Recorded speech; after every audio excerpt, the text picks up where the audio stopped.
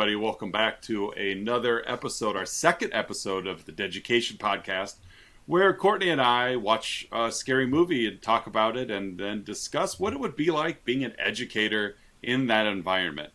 I am one of your hosts, Mike. And I'm the other one, Courtney. And we are here in episode 2 to discover, for you to discover, but more to discuss the original 1984's Wes Craven classic, A Nightmare on Elm Street. Actually, I was looking up a little bit of trivia on here. It was actually selected last year to be preserved in the National Film Registry at the Library of Congress for being culturally, historically, and aesthetically significant. Wow.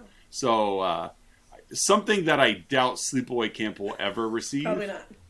But Nightmare on Elm Street has. It is now a congressionally recognized film for its impact. And it was a huge impact. As a child that grew up through the 80s, Freddy Krueger was everywhere. And I'm not joking. You've got this movie based on a serial child murderer that continues murdering beyond his death. And what do we do as Americans? We're like, you know what? We should probably put him on lunchboxes. And we should let little kids dress up like him for Halloween. And it's like everything that should not be happening in terms of recognizing a mass murderer. We did it as a country. And we just hang it on the fact that I guess it's fictional. You know, he wasn't a real child murderer. Yeah. We would never do that with a real child murderer.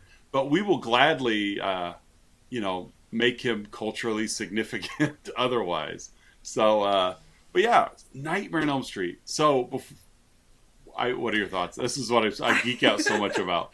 I liked this one. It had some really good jump scares, and that is probably.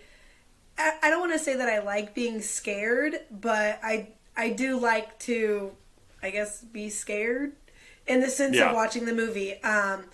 It had just the right amount of gore. Although the blood was a little too obviously fake, but times have changed. But I really did like the jump scares in it and just overall the movie.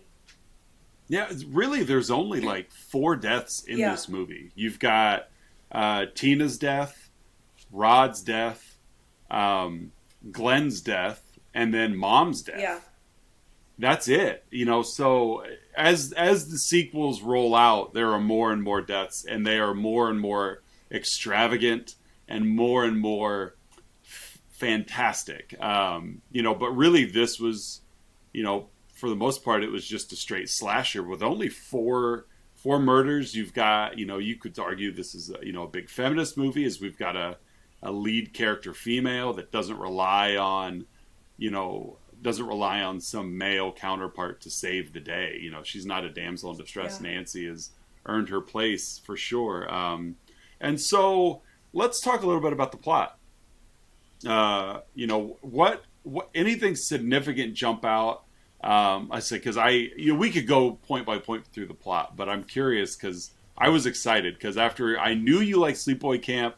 And like I told you last week, I knew this movie was going to be just a better made film, and I knew there were more jump scares because this was more scary. Like Sleepaway Camp wasn't. There was nothing to be afraid of in that movie, but there was dread, there was tension, there was suspense, and of course just the jump scares. Yes. And I remember I was watching parts of it with my wife, and I was just so almost trying to guess, oh, that's gonna get her. Oh, that's gonna get Courtney. Oh, that's gonna make her jump. And so that was the fun part for me, was watching it almost through a fresh set of eyes because I've seen this movie so many times. And so, how does this movie start out? Do you remember? Yeah. So she basically they're having a dream, or she's having a dream, isn't she? Tina. Yes. Yeah, Tina is. And she's in this huge boiler room warehouse type thing, and she's running away from somebody. Yeah. And that was, I didn't really know that this was all based off of, or Freddy Krueger was coming to them through their dreams, because I didn't read any of the little blurbs that they have about the TV Yeah. shows or anything.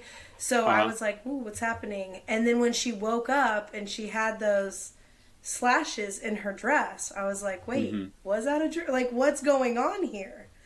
And so that kind of threw me for a loop at first, just knowing that she was dreaming but not dreaming in a sense. Right. Yeah. Yeah. Aware of her Yes. dreams. And again, I'm a huge trivia nerd. You'll find this as the more we watch these movies, I deep dive into these. This is like quasi based on real events. Okay. Wes Craven, the writer director of the film, he had noticed, like just reading the newspaper over a span of several months, that there would be these little like one-off stories about. It was some Asian country, and I don't remember which one. I'm not going to dig it up because it doesn't matter for the moment.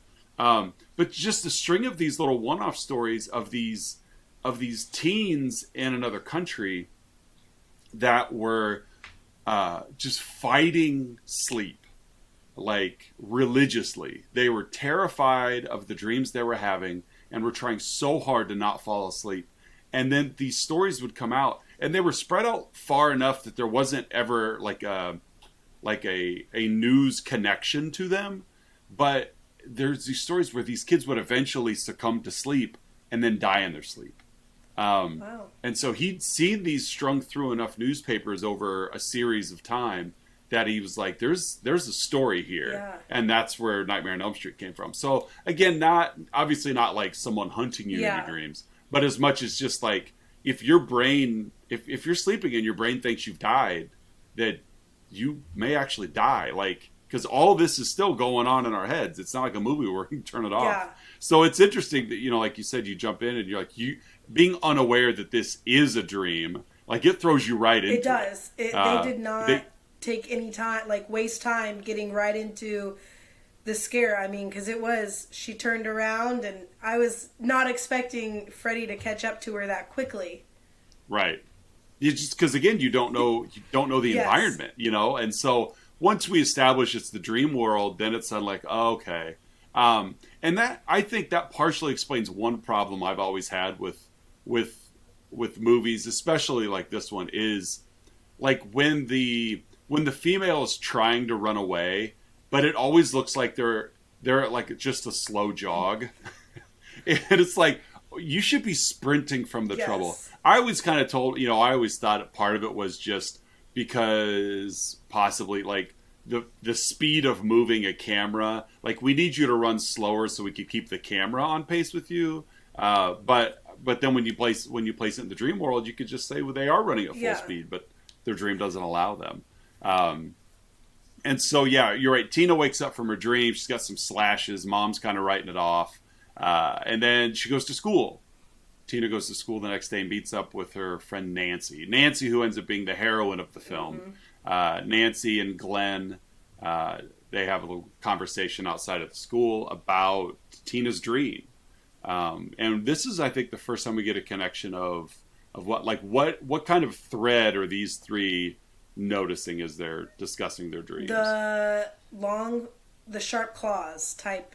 Yeah, a little bit. Yeah, that Tina was kind of describing her dream a little bit, and then Nancy, jumps on board. Like, she's basically having the same dream. And Glenn, even though Glenn doesn't say anything, when Tina makes a reference to her dream, and Glenn kind of draws his attention, and he kind of played by Johnny Depp. We kitty skirt over the fact that this tertiary character of Glenn, Nancy's boyfriend, is kind of a bumbling, useless dude. Yes. But he's played by future Hall of Famer Johnny Depp in his motion picture debut. But yeah, so we've got this weird sense now that Tina had a nightmare. People have nightmares all the time. My son woke up this morning talking about a nightmare he had last night. But my daughter didn't have the same nightmare, and her cousin didn't have the same nightmare. Where where we're at now is they're all running on the same nightmare scape, which is really terrifying. When you step back and think about it too much. Yeah, because And so they had, yeah, I think they even mentioned like the sweater that he had on or something. And it was yeah, like, yeah. okay, well, if they were wearing the same thing, and that mine as well. Right. And it's just so bizarre because there wasn't, I mean, they're having these dreams, they're suppressing these nightmares, but once they finally open up, that's when they realize there's a central figure involved that hasn't been introduced. It's one thing if they watch a scary movie and then they all have a nightmare about, but it's like this is all just popping up out of nowhere. We also meet Rod. Rod, he's a bad boy because he wears a leather jacket. Rod Lane shows up, and he's kind of, and it's kind of a weird relationship that Tina and Rod have because I think it's purely physical. Yes. I don't think Tina likes him at all. She even makes some early joke about, that he woke up in a certain state and her name was all over it. It's like 4 letters on my, and it's like it's supposed to be your boyfriend. And so Tina invites basically Nancy to stay over. Can you come stay the night at my house because I don't want to be alone. I had this terrible dream, and so Nancy agrees, brings Glenn along because Glenn's the good boy. And then Rod shows up at the sleepover, and Tina can't resist Rod and his oozing charisma, and off the bed they go. They make up. Yeah, they do. Quite vocally, yes. They make up. Meanwhile, Nancy's in bed and Glenn's on the couch, and it's like they're playing a high school relationship the way they're supposed to be. And Rod and Tina, they're sophomore year of college. Yes. And so back to the dream world. Tina falls asleep. Tell us about Tina's next nightmare. So this one, she had gone outside, didn't she? Yeah. And this is the one where I was like, okay, yeah, like she should know this is a dream. Everyone should know because Freddy's arms were like stretching out, and he was just some really funky type of things happening.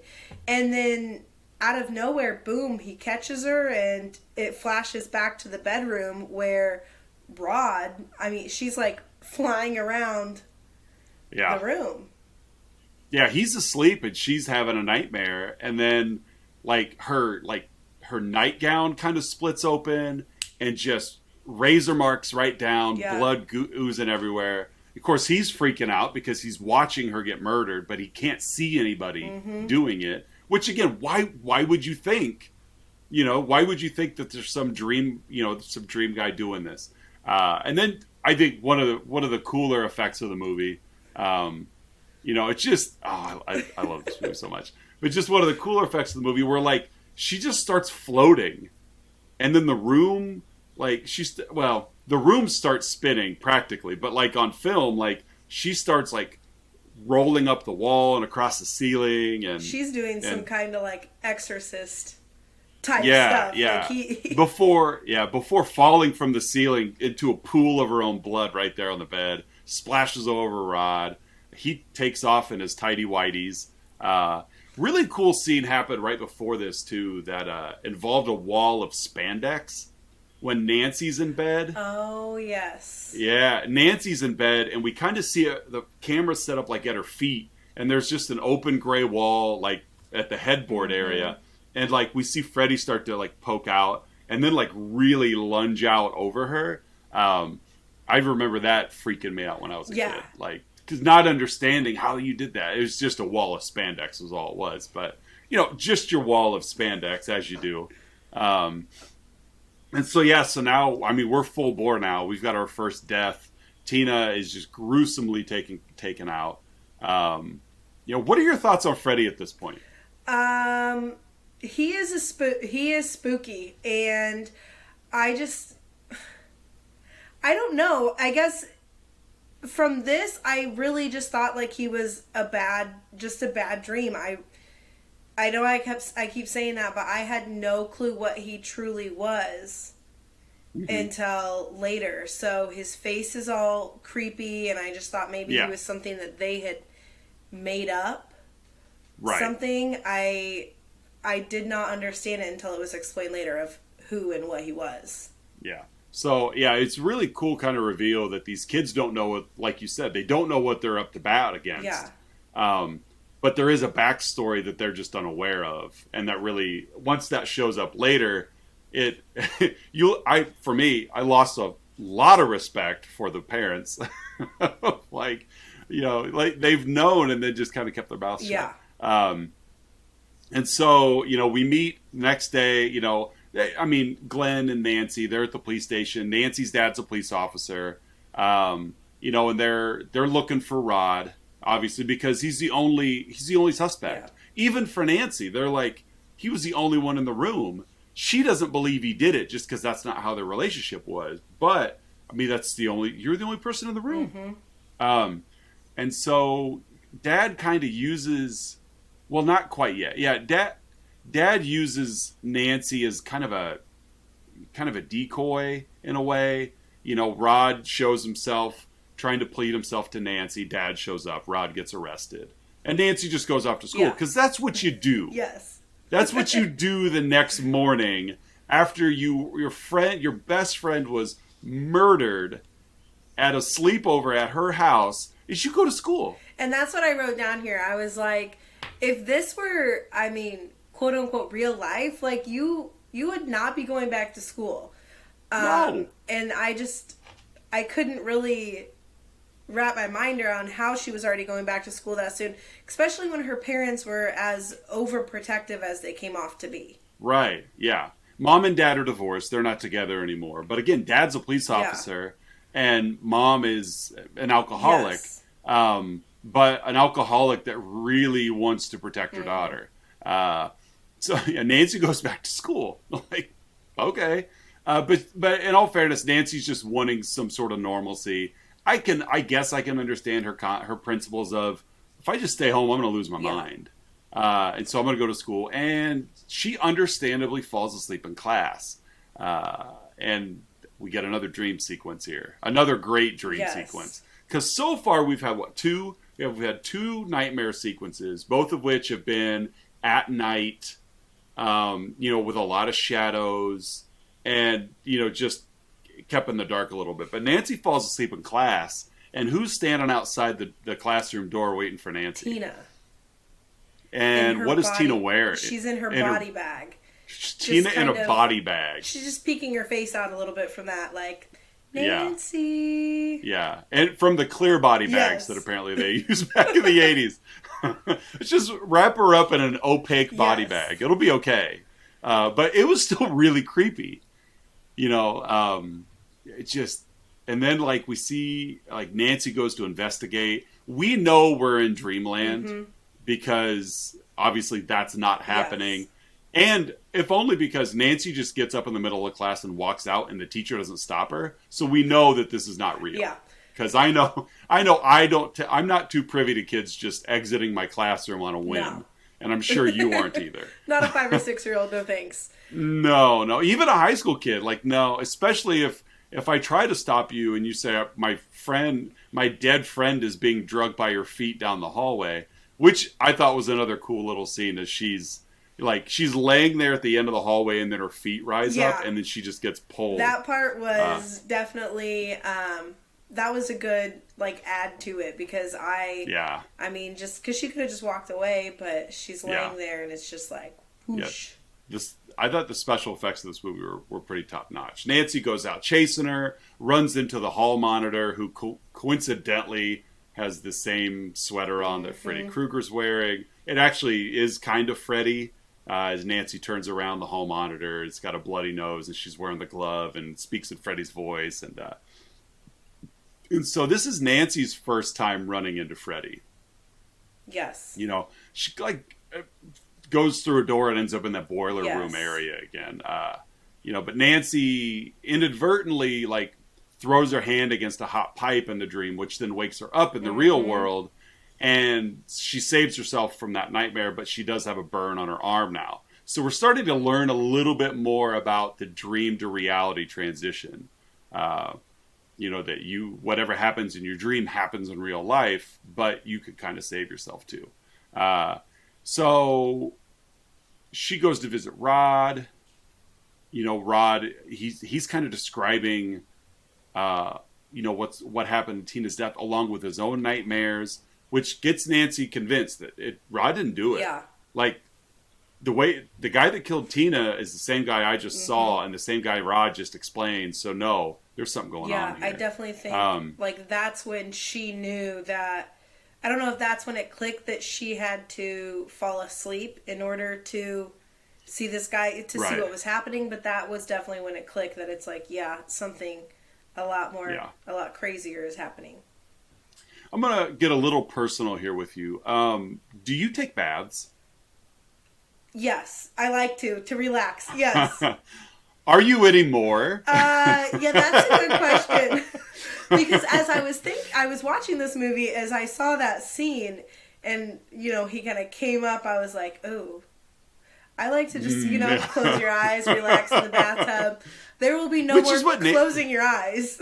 No, that's what Nancy was doing, and her mommy. In all fairness, mom even said, "Hey, you got to be careful. Don't fall asleep in there. You're basically in a pool. You don't want to fall asleep in a pool." And Nancy, of course, I understand she's tired. She didn't sleep much the night before because her friend was murdered. And then, she got rudely interrupted during her nap in English class by Freddy Krueger. Or actually by Tina. Tina interrupted her. And then, so she's, gonna catch a little shut-eye taking a bath here. And I want to know your thoughts on this bathtub scene.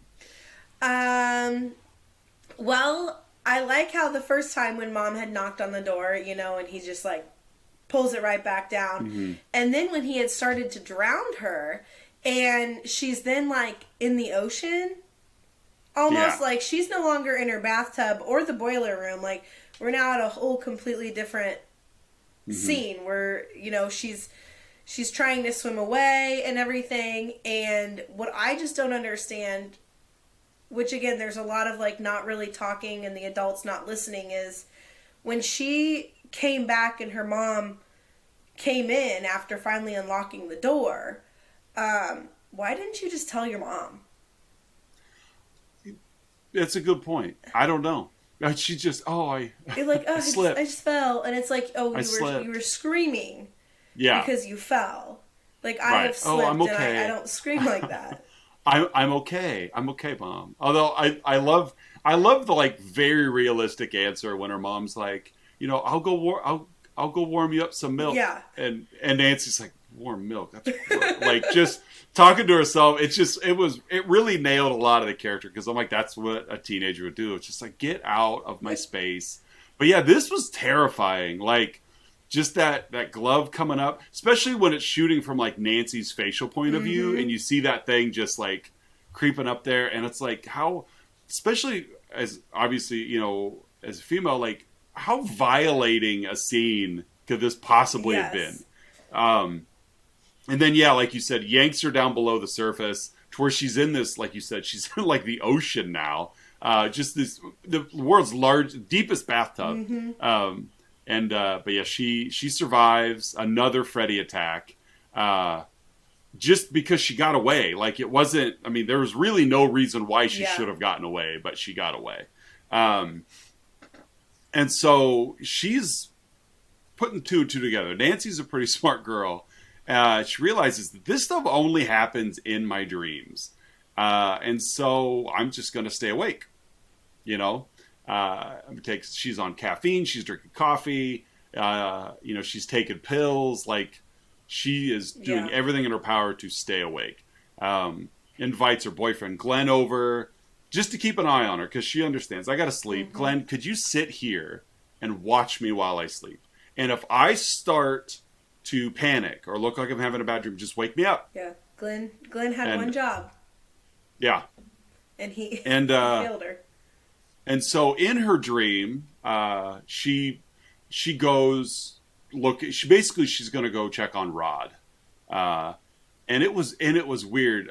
One thing I thought was weird, I think I paid attention to it more this time than any other time I've seen it, is Nancy falls asleep and then she's walking out her front door, and then she stops in her dream to ask Glenn if he's still there, and Glenn steps out from behind the hedges. Yeah. Like that right there proves Glenn's already asleep. Yes. Like he's kind of in that phase of Yeah, You know? because if he's interacting with you in the dream, which we don't see that kind of phenomena show up again until Nightmare on Elm Street 3, where people start pulling others into their dreams for help. But really, this kind of laid the groundwork for that, in that, Nancy's asking Glenn if he's still there, and Glenn steps out in her dream, and, yeah, I'm right here. So to me, I was like, was Glenn answering her as she sleeps and she's envisioning them there? Or did he already fall asleep and is now interacting in the same... Because we know they're in the same dream world because they're all seeing the same dream guy.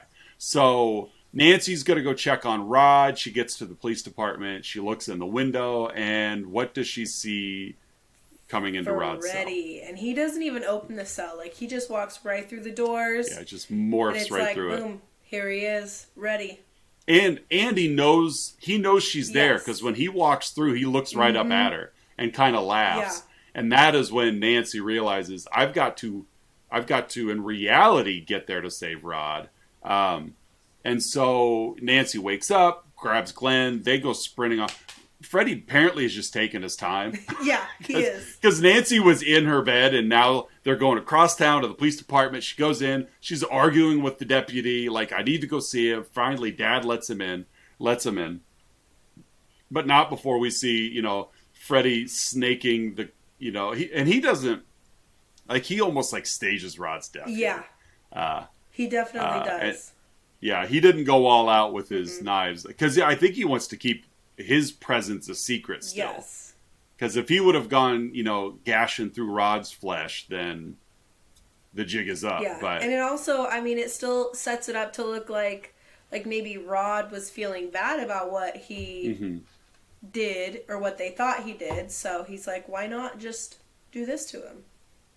Right. That's right. So Rod's dead. Death number 2. We're at Rod's funeral. Nancy's parents finally are worried. Finally. Because they're getting ready to leave, and Nancy's describing her dreams. And we get this kind of glance between Mom and Dad. Like, they know more than they're letting on. Mom's like, Marge. Her mom's name's Marge. I'm going to take her to a sleep disorder clinic and get her some help. We're going to get to the bottom of this. Even though she knows what's going on. Like, she suspects what's going on anyway. So meanwhile, at the sleep clinic, they put Nancy out. And what happens while Nancy's having another dream? Does she end up back in the boiler room?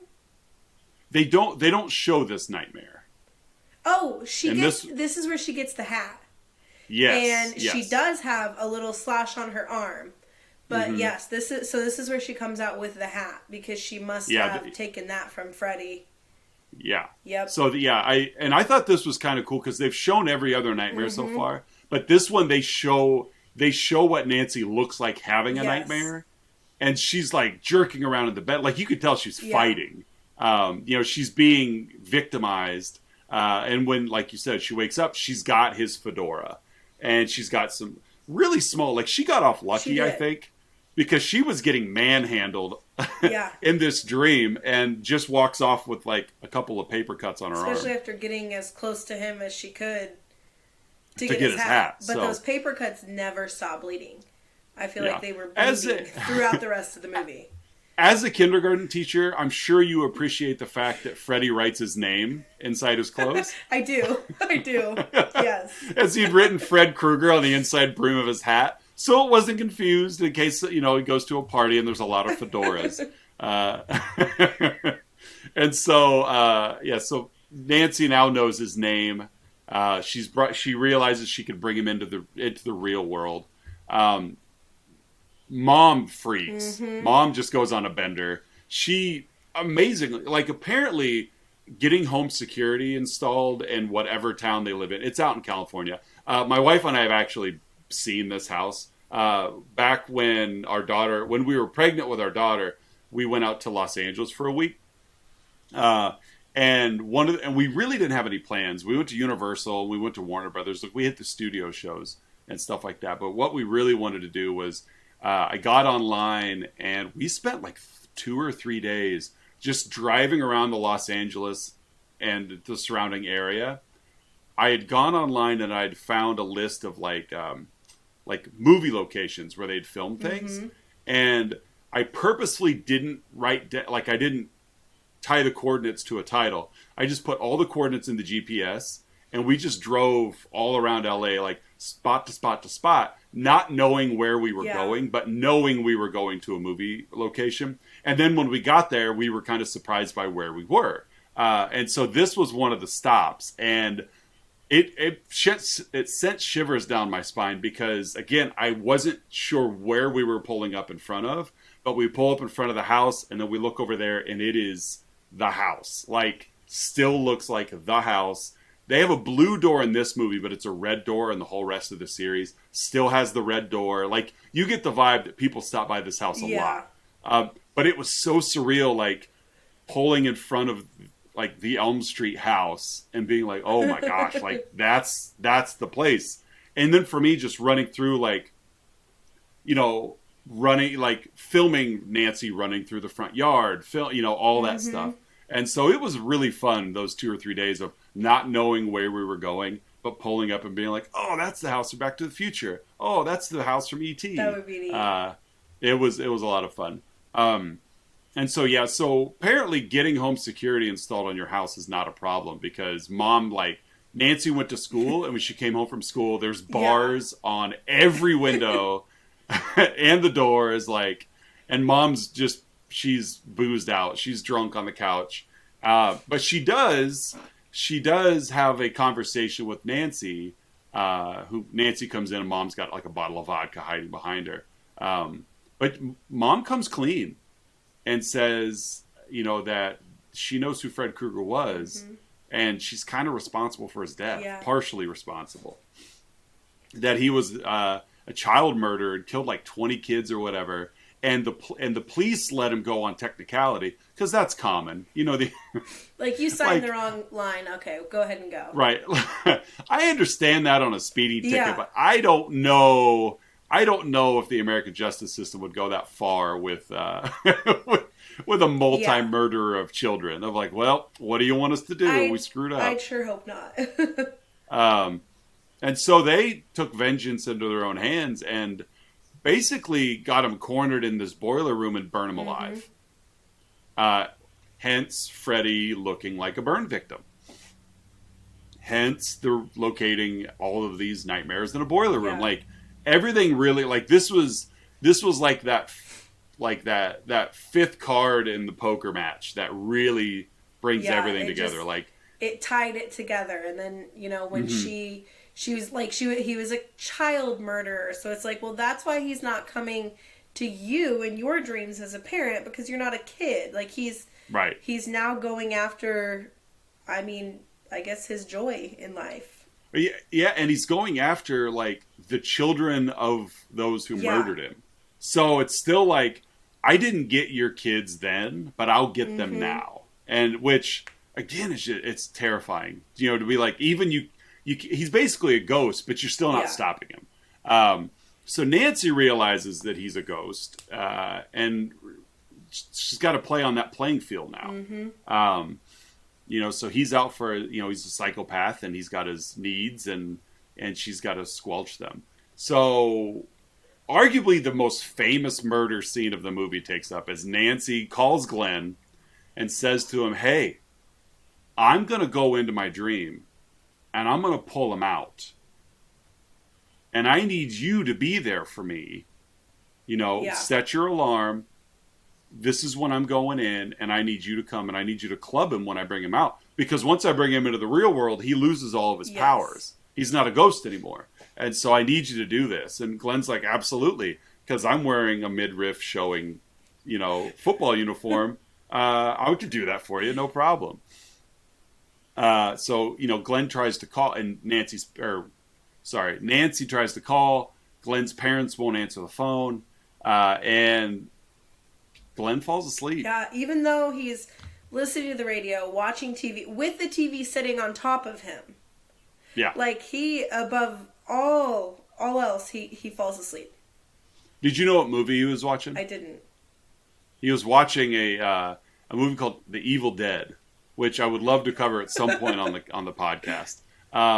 It is It's a great movie. Back in the early 2000s, a director named Sam Raimi made the first like Spider-Man movie, Okay. and then 2 sequels after that. Well, this was his first movie, The Evil Dead, and it takes place just a group of friends out in a cabin, and all heck breaks loose.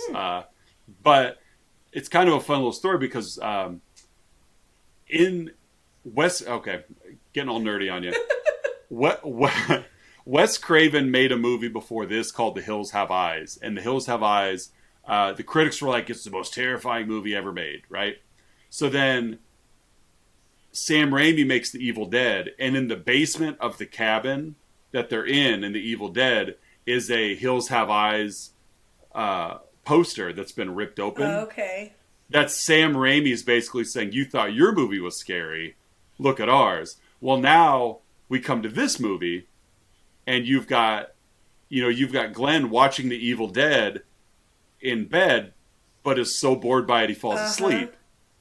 So that's Wes Craven's comeback. Okay. Well then in Evil Dead 2, there's a scene where like our main character goes into a shed, and hanging above the shed is the actual Freddy glove from this movie that went missing after this movie was made. And it ends up in a scene in a whole completely unrelated movie. So there's just fun back and forth between these directors over a series of movies that really, they mean nothing if you don't know the backstory, but it's just kind of fun. And it's all tongue in cheek and they're having fun with it. It's like, you thought your guy was scary. Well, it's just this fun little back and forth. So yeah, he falls asleep, and what happens to poor Jonathan Depp?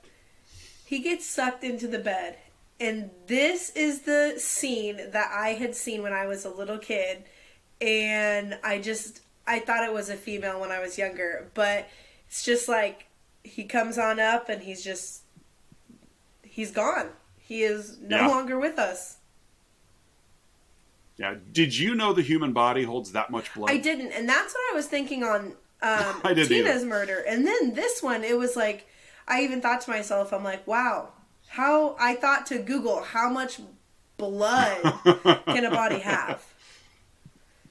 Like, Tina seemed a little more realistic, but she bled out in a hurry. Yes.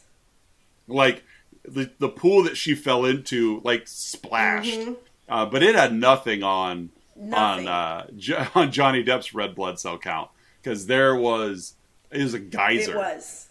A geyser out of his bed of blood. Which showed he fell asleep. He had a nightmare, and Freddy took care of it. And so, kind of a cool. His mom comes in and like opens the door, and she sees this blood flood going, and then it starts to like cascade across the ceiling. It was just like, it was gross. Like there was so nothing left of him. No. Yeah, it was like Glenn was pureed for this scene. Even like the coroner who comes in after the scene, because now everybody reports to Glenn's house, which thankfully is across the street from Nancy's house. So the police are there when she needs them, although they don't respond. No. But even the coroner comes out of the room like throwing up in a bucket. He was this is a person who sees dead bodies. And so, Nancy, she plays Home Alone before she takes a nap. She sets a series of booby traps because she's determined, I'm bringing Freddy out, and I need to protect myself. And so, lost my notes there. Oh yeah. And so she goes into her dream. We see some of it. It's kind of cool because like this dream takes place like at her house.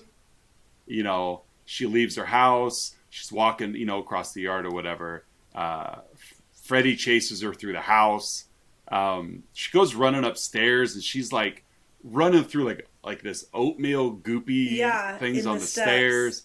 Yeah, it's really messed with her because it's like everything now is like her reality. She's in her own home, but nothing's working as it should. It's all fighting against her. Yeah, and so she pulls him out. He falls, of course, naturally falls for every booby trap she sets. Mm-hmm. It was kind of a cool scene, though, because when she pulls him out of the dream, she doesn't think he's there. And this part spooked me a little bit because I was like, are you kidding me? Like, and I even said, because she's like, well, I guess I am crazy. And I was like, is this how it's going to end? Is this what it's going to do? And then it was like, boom. And I was like, yeah, I'm behind the bed. Just kidding. I was hoping it'd get you. It definitely did, because I was like, even if I thought he came out, I'm like, maybe she'll get up and open the door, and there he is standing. Nope. Right. He was right there under the bed. Yep, he was ready to jump and surprise her. Did it get you earlier when he like jumped through the mirror at her? Like when she was at her bedroom door, and he come jumping. It didn't. No, because that was one of them that I thought it was going to like flash. She was going to move, and he would be standing there. So I was expecting. You expecting something? Gotcha.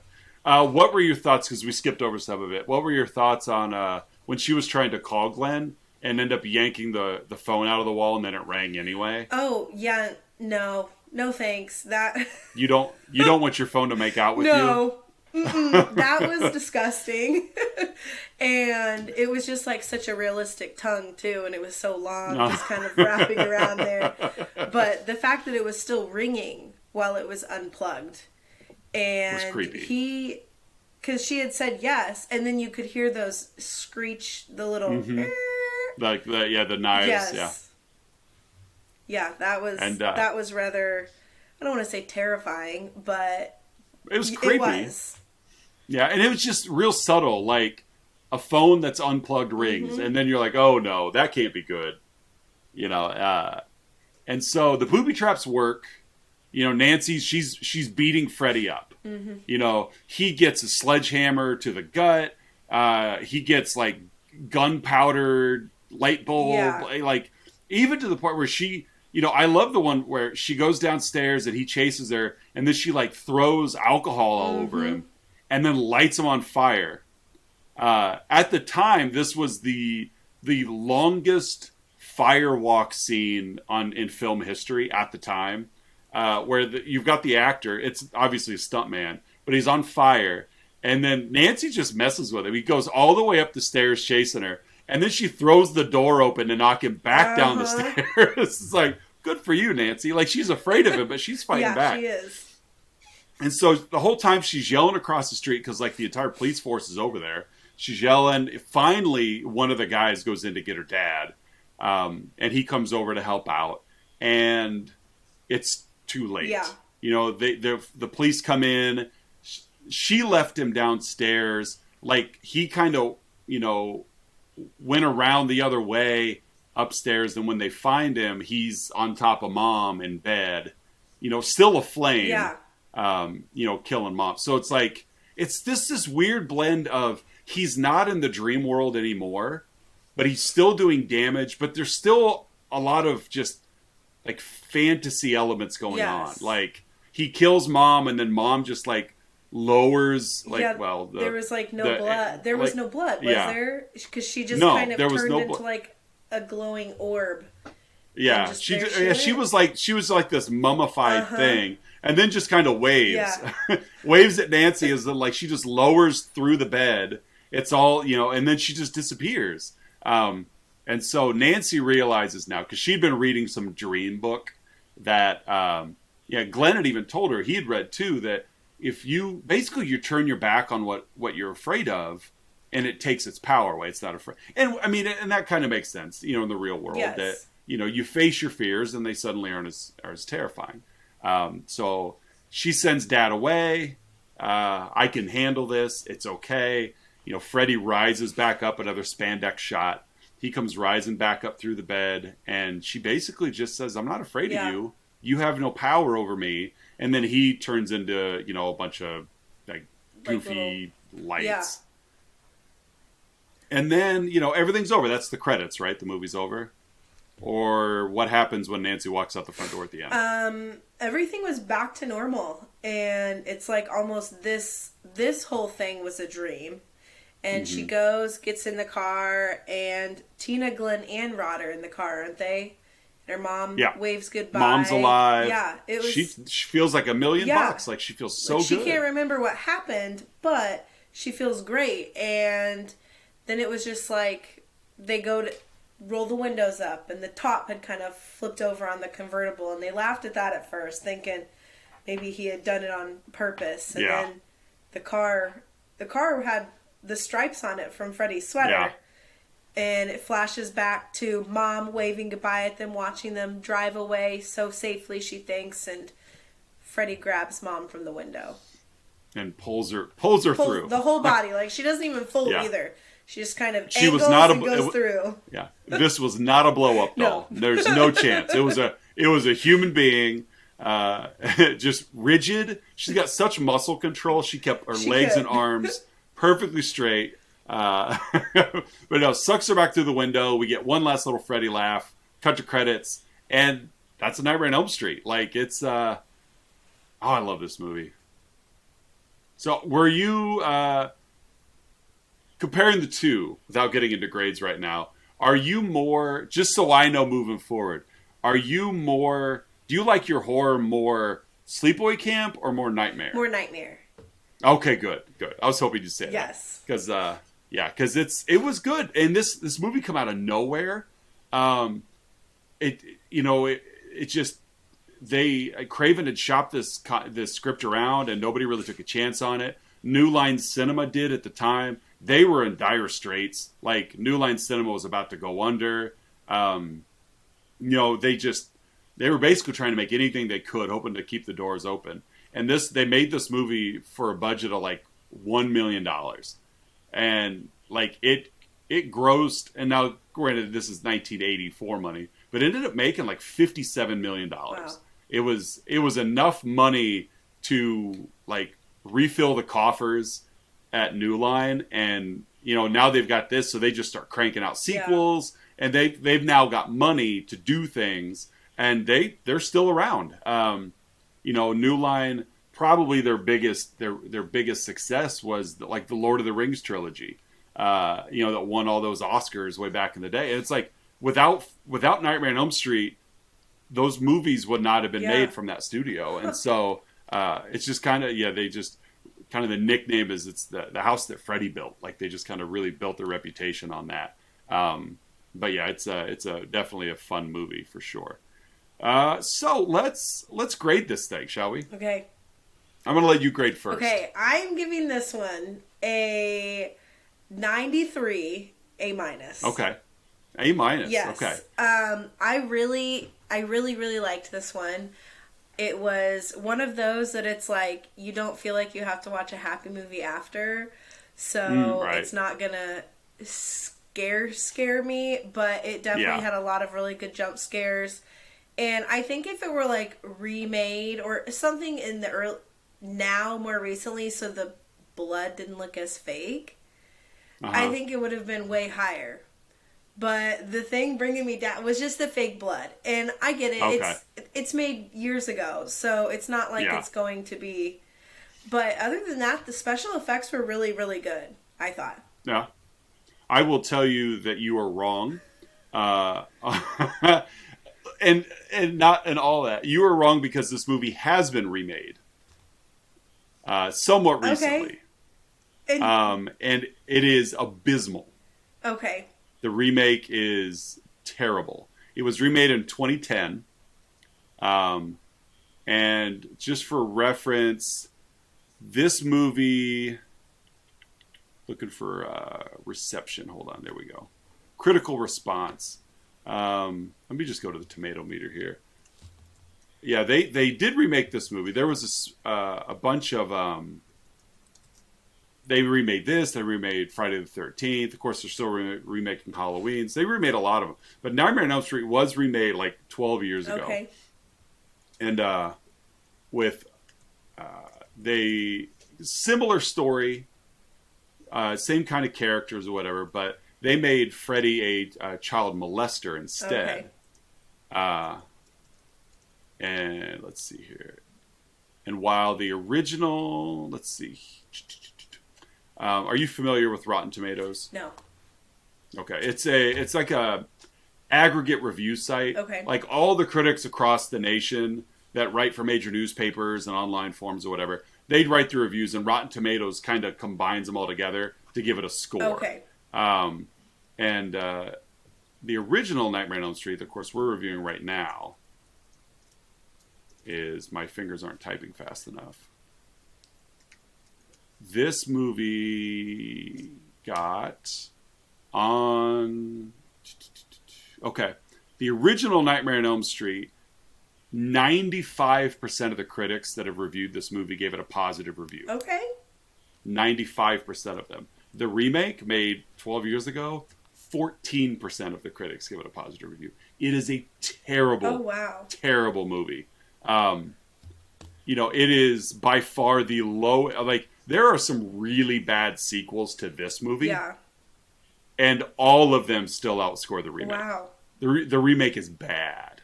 I remember, I believe my wife and I saw it in the theaters. Kind of excited. I was going to say, you were probably pretty pumped to see it because it's like... I was... Because I liked the actor that took over for Freddy. I was like, what kind of...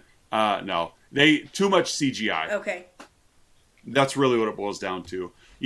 Freddy is scary looking, but in the remake, like, they really tried to make him look like a burn victim. So they took away a lot of, like, the grisliness that he had, like the scarring or whatever. Like, and he was looks porous almost in this one. Yeah, he looks like a straight burn victim. Okay. And so, 184 reviews, 14% of them were positive. And out of the 100,000 plus audience reviews, only 43% of them were positive. Compared to the original, which was 84% positive out of 250,000 positive, or 250,000 ratings. Wow. So the original, it's and why I say you're wrong, it's not because your grade wasn't wrong, but it's like, if they remade this today, and you said that, I'm like, they didn't remake it. No, yeah. But they did remake it. Yeah. When you said it, I'm like, you don't know about the remake. Yeah, the remake is terrible. Okay. And so I will spare you the hour and a half. I don't even have it on the server. I have all the other ones on the server. I'm like, not even wasting the hard drive space on that one. But a 93, that's solid. It's better than the grade you gave Sleepaway Camp. You gave Sleepaway Camp a B+. But to be fair, and I think you'll probably agree, even though we're talking about horror here, these two aren't it's like they're not in the same subject. Right. Yeah, it's like they're not, yes, the horror audience will watch both, but you don't watch Sleepaway Camp and then watch Nightmare and expect the same experience. Exactly. And so I respect that. A 93 A-. I like it. I'm giving this one's getting an A+ for me.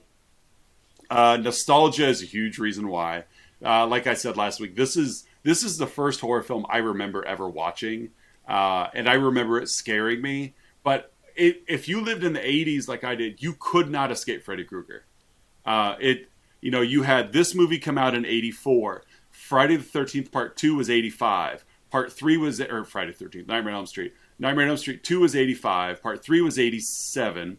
Part 4 was 88. Part 5 was 89. Wow. It's like, it was every year. Yeah. It was there all the time. It's kind of like the Paranormal Activity movies were there for a while. It's like all the time. But at the same time, like, this came out at an era where movies went to the theater and then they went to like the video store. And so you didn't have a bunch of indie films being made because you didn't have... Everybody was still shooting on film. Yeah. So you needed studios and their money behind your project. You couldn't just go film a movie on your iPhone, edit it on your computer, and then suddenly it's gaining buzz around the world. There was no internet. This was strictly, if you wanted to see a movie, you went to the theaters. And this is what people wanted to see. Yeah. And so you couldn't escape it. There was Freddy's cereal. It was everywhere. Freddy Krueger was everywhere. Like, I remember him getting an interview. I think it was on like the Johnny Carson show or something like that. Like, in character, he went. And so, yeah, he was definitely a huge icon of that era, and of course, still maintains it today. So, yeah, I give this an A+. Nostalgia is a huge reason. 2 is, it's just, I just think it's a great film. Like, I like the story. I like that you have a powerful female as your lead. Like, she's not some damsel in distress. She's facing down real fear and nobody I won't say her parents don't believe her, but they just kind of want to push to the side of like, well, we took care of him. Yes. And there's definitely nobody in her corner. No, not at all. And so he definitely, she was outmatched in his world, hence bringing him into hers. And so I think that there's a lot more behind this, from a critique point of view that one could take. Yeah. But no, it gets an A+ for me for sure. I'm so glad you liked it. I really did. And I think as we go on and I see some more of these movies that are, older than I am, and I watch them and I'm introduced to them, then it's like the blood wouldn't maybe stand out to me as much as it does. Right. But I'm used to seeing movies now where it's like, wow, like that is that real human blood, not a bucket of red paint. Like it's, I get you. Yeah. The blood in this is very liquid, very, the viscosity was too high. Like it wasn't like thick and syrupy the way it should be. But yeah, I get you. And I hope you come around. Like I said, we could watch some real terrible stuff and you'll be like, oh my God, but no grading on a curve. That's not fair either. To be like, well, Nightmare on Elm Street deserves a high. I'm changing his grade because that one was awful. So, okay, now we got to get to the nitty gritty. Doesn't necessarily apply to you a whole much, but being an educator in this environment.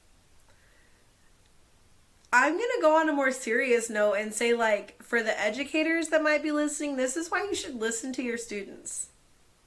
Mm-hmm. And I just think that it's really important. Like, not even talking about like working in a scary situation like this, but it's like this is when you need to listen to your kids, because it's like if somebody would have listened to Nancy, this could have possibly, I'm not saying it would have been solved because she still would have been having these dreams probably, but someone could have been there to support her a little bit.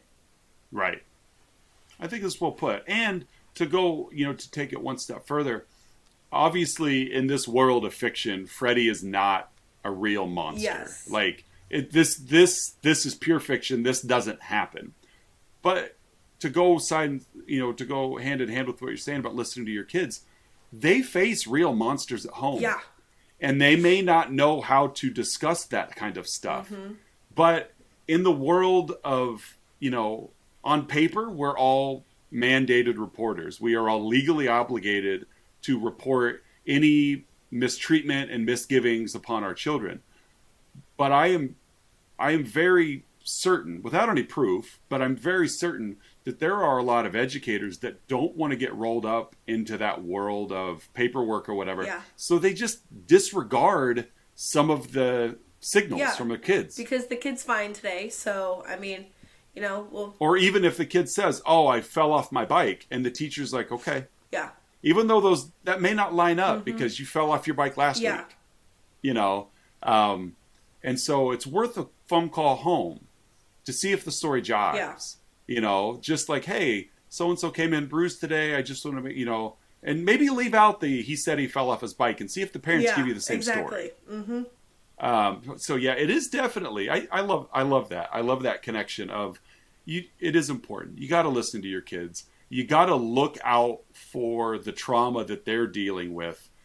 Because yes, we all have our own life paths and we all have our own set of, responsibilities and expectations and quite honestly, how we categorically list things that for some people may not be very high on the totem pole, but it is our job. Yeah. And, even as a high school teacher,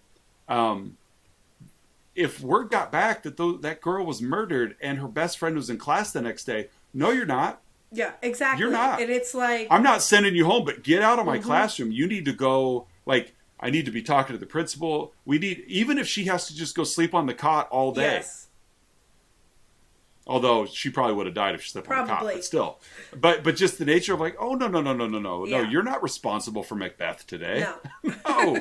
No. No, there is no type of learning to be done. Right. About that. Yeah. Well put. Well put. What about the three little jump roping, white dress, blonde singing girls? I don't know why. Those would be the girls in your class. I'd like to see how you handle those They girls. were so cute too. That is who I was talking about in a haunted trail that we did. Like I said, I think it was for softball or something. And I just remember my dad had a glove on, and we taped butter knives to his fingers. And I didn't even know what Freddie looked like at that time, but I knew he had knives as hands. Yeah. And so, I was sitting there on a swing singing 1, 2, Freddie's coming for you. And completely oblivious. Completely oblivious.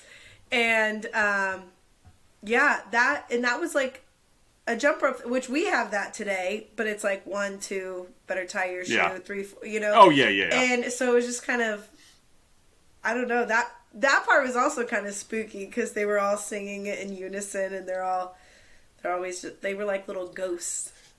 Yeah, one of my favorite shots from this movie, and it's very minor and very easy to overlook, is the first time we see those girls jump roping, and it was after Tina's first dream when they're on their way to school the next morning, and the camera they're pointed at the girls, they're jump roping, everything's in slow motion, and there's kind of a fog effect going on, like it's thick to look through, it's not real clear, and then as the camera pans to the right to catch Glenn driving up the road, the further it pans away from the girls, the more that fog lifts. And then by the time it gets to Glenn's car, it's gone, and it's now back in real time. Of course, those girls are not really there jump roping. Yeah. It's part of the dream world. But I love that shot every time I watch the movie. It's just the transition of this kind of dream fog state to the real world, and they never cut away from it. They just transitioned to it. It was really cool. So, all right. Well, we got 2 A's on this one. I think Nightmare on Elm Street's doing all right for himself so far. Is there anything you want to watch next week, or should we shuffle it for next week? Okay, so today at volleyball practice, I overheard some of the girls. They went. Is there a new Scream movie out? Yeah. Okay, so some of them were like, "Oh yeah, we went to go see it, and I know we watched Scream because I was screaming the whole time." And I know, hilarious. But one of them said that The Terrifier is the scariest movie they've ever seen. Okay. Have you seen it? I have. And like, is it good? Is it worth? If you like gore, this movie is for you, because that's all this movie is. Okay. So sometime I'd like to put that in the mix. We could do it whenever you want. I don't care. So we can shoot for that one. Okay. Terrifier for next week. Terrifier 2 just came out in theaters too, by the way. So there will be an opportunity for a sequel at some point in the somewhat near future. Because movies used to take like 6 months from theater to like the movie store, theater to Blu-ray. But now with all these streaming services, it's like a month. Yeah. Like it hits theaters, and then they make all the money they can in the first like 3 weeks, and the next thing you know, it's on HBO Max or whatever they call it. You know, and so Terrifier 2 is out. I have seen Terrifier. It's heavy. Okay. My wife and I were actually talking about it the other day because I told her the sequel's coming out, and we watched it, and it's a lot. Okay. Like there is like Sleepaway Camp had gore, and Nightmare on Elm Street had gore. But they also, both those movies still had a plot. And I do not know what the plot of the Terrifier is, other than to get you from one extreme gore scene to the next. Okay. Is it kind of like Saw gory? Yeah. Okay. Probably a little further than that. Right. Because I feel like the gore in Saw was sudden. Mm-hmm. Like, you know, you've got like the reverse bear trap that like, boom, it snaps and it's over. Whereas Terrifier is more like, we're going to let this linger on the screen for 2 or 3 minutes while you watch it unfold. So that's fine. Terrifier is fine for next week. It'll be, it's been a while since I've seen it. So I remember one specific scene from the movie, and that's it. I had never heard of it, like, until one of them said it. So afterwards I Googled it because I was like, hey, I bet that'd be a good one to kind of throw in the mix. Yeah. So I was like, man, maybe he won't have been able, hasn't seen it yet, but No, I have. I gotta get it. I gotta get it too. Okay. I don't have it. Yeah. But yeah, Terrifier for next week. So we got it. I like it so far. We're two for two, and I like that you're bringing something to the plate. Because again, I'm ready. I already had Plex popped up. I was ready to shuffle if we needed to shuffle. But I like the fact that you're like. I do. I like the fact that you're like, I overheard this movie and I want to watch it. And I'm like, let's do it. Let's do it. At some point, I would like to do a little compare and contrast of it, the old one and then the new one. I mean, absolutely. Just because I haven't seen the old one in a long time, but I have seen the new one when it did come out in theaters. Right. So yeah, just a little throw that out there. Okay, so let me ask you this. The original was like a made-for-TV movie. It's long. It's like 3 hours or something like that. But I think, if memory serves me, the original movie is probably more in line with It 2. Because the original was like all adults with a few kid flashbacks. And I know the first It was all kids. So we could do 3 weeks in a row for I Care. I don't care. I haven't seen It too. I haven't either. So that'll be the only movie you haven't seen. Thus far, yes. Unless it shows up on my randomization of the month. It actually, in all fairness, it actually did show up yesterday, but I skipped over it because it's been so long since I saw the first one that I wanted to watch the first one again before I watched the second one. So I did pass on that one. But we will definitely watch Terrifier for next week. And so week 2 is in the books of Deducation Podcast, where a couple of teachers watch a scary movie and talk about it. I like the insight on this one. I like the educational slant of listen to your kids because they may not be able to know how to say exactly what's going on, but they can let you know if something's going on that shouldn't be. So make sure you're tuning in. And Terrifier for next week. One that I will be very curious to see how we handle the education of this, because it's. I've got a theory on horror. I think there's 2 styles of horror, and I think today's style is definitely more what our kids are subjected to, and that is the world of the jump scare. And the other side of horror is the side where you actually like take yourself out for a moment and think about the situation. And while it may not be full of jump scares, a lot of times that scenario is far more terrifying than the jump scares. Something like A Nightmare on Elm Street. There weren't a lot of jump scares in the movie, but when you think about it, how do you fight your nightmares? You can't. You're lying still in bed and your brain is doing all the work and you're not in control at all. And so how do you fight your nightmares? And what do you do when your nightmares start to fight you? Like, that's kind of terrifying. And so I think a lot of movies today kids get wrapped up with, it wasn't scary because I didn't jump enough. Which is, how I was raised. Like I think my first scary movie, was probably the original It. But that was a long time ago. And then The Haunting in Connecticut, where it's like those were pretty much jump scares. Like nothing about it was scary. Right. Except, yeah. You didn't. Am I spooked? You didn't walk. Yeah. Yeah. You didn't walk out of the theater thinking about it. Yeah. No. I think the perfect example that I have is several years ago. It would have been around your era. We could talk about the people involved after the recording.